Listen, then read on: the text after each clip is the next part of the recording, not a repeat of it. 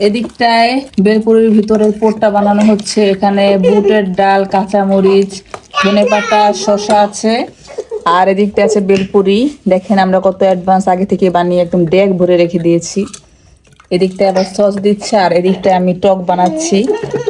আর এদিকে খাওয়ার জন্য দেখেন বসে আছে, যে কতখানে খাইবো আর কতখানে হইব।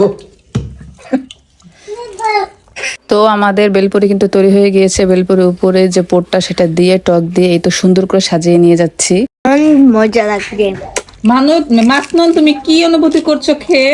তোমার পছন্দের একটা খাবার, প্রতিদিন স্কুল থেকে আসার সময় সে তার মার কাছে বায়না ধরে সে বেলপুরি খাবে। হ্যাঁ, আমার মতো। তো এখন তুমি বাড়িতে খেয়ে কি বুঝছো, বাইরেরটা ভালো নাকি বাসারটা ভালো? বাসারটা অবশ্যই বাসারটা ভালো, কারণ বাইরেরটার মধ্যে কিভাবে বানায় এটা আমরা জানি না, কিন্তু এটা অরিজিনালি আমাদের হাতে বানানো। তোমাদের হাতে খুবই বানানো না, এটা আমাদের হাতে বানানো। এই যে না, হাতে বানানো। আমাদের পরিবারটাই তো বানাইছি, খুবই মজা।